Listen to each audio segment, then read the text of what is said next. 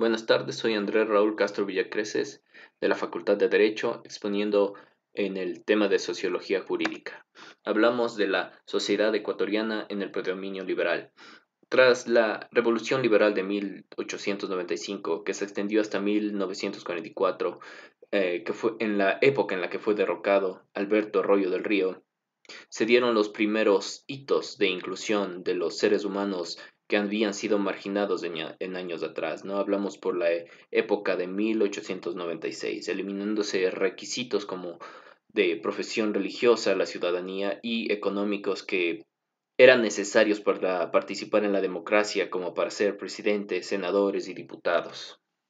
La Constitución Liberal de 1906 consigue verdaderos avances mediante la separación de la Iglesia y el Estado, estableciendo la supremacía constitucional y reconociendo la existencia de otros seres humanos en la Constitución del Ecuador. Dicha Constitución de 1929 no difiere de las de sus predecesoras en lo que refiere a verdadera inclusión social. Hablando sobre opinión personal, se podría decir que los hitos más importantes que se cimentan en la historia del Ecuador se dan al alejarse del rasgo hegemónico que tenía la nación en su característica más conservadora, donde el poder estaba a manos de unos pocos y muchos se encontraban marginados.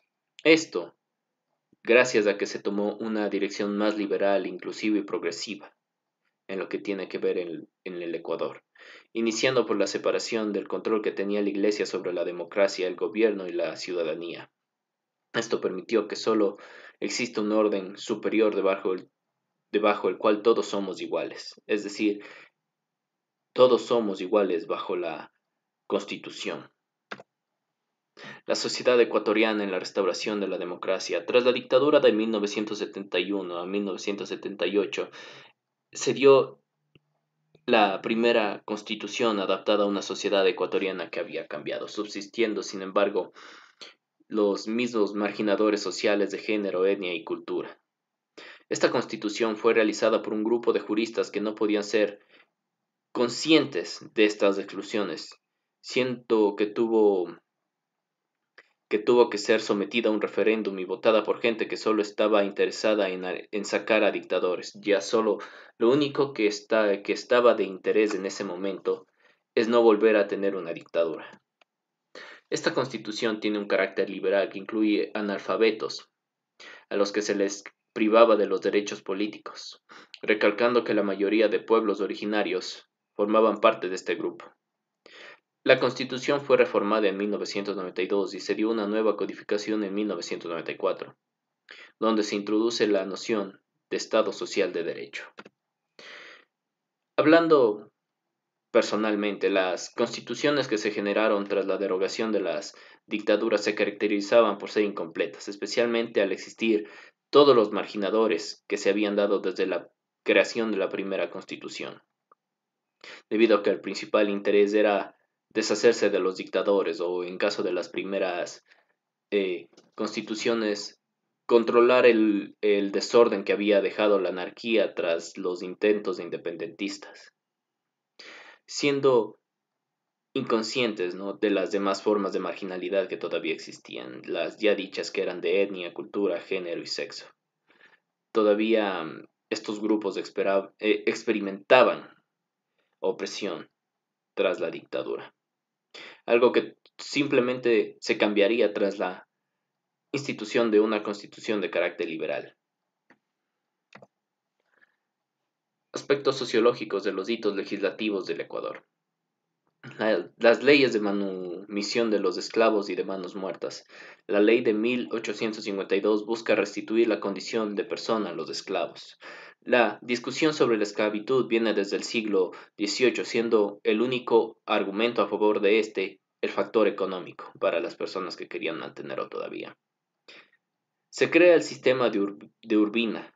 Este consistía en la creación de juntas protectoras de la libertad de los esclavos que debían encargarse de los trámites, es decir, de la compra de cada esclavo a los propietarios usando pólvora como un recaudo de impuesto. La esclavitud ha permanecido como un objeto de tensión por varios años.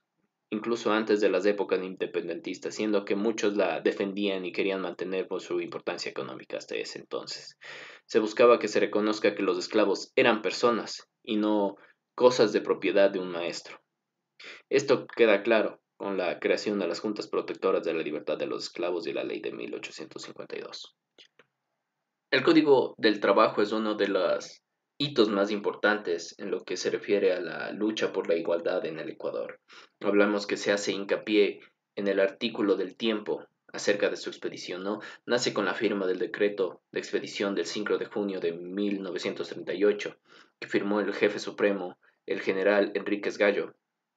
Todo esto tras una preparación de más de un año que concluyó en junio de 1938, en que el ministro Carlos Ayala conformó una comisión de juristas para que su mentor, Miguel Ángel Zambrano, lo revise, siendo aprobado por los comisionados César Carrera Andrade, Juan Genaro Jaramillo, Rafael Vallejo Larrea y Alfredo Pérez Guerrero. El Código de Trabajo es, como ya dije, uno de los hitos más importantes de la historia del Ecuador. Es la herramienta para defender el derecho de todos los ciudadanos en el Ecuador, su derecho al trabajo y a su propia subsistencia, siendo una herramienta que garantiza la búsqueda para terminar la marginación de los grupos que por muchos años han sido dejados de lado, como son los campesinos, las mujeres y los analfabetos.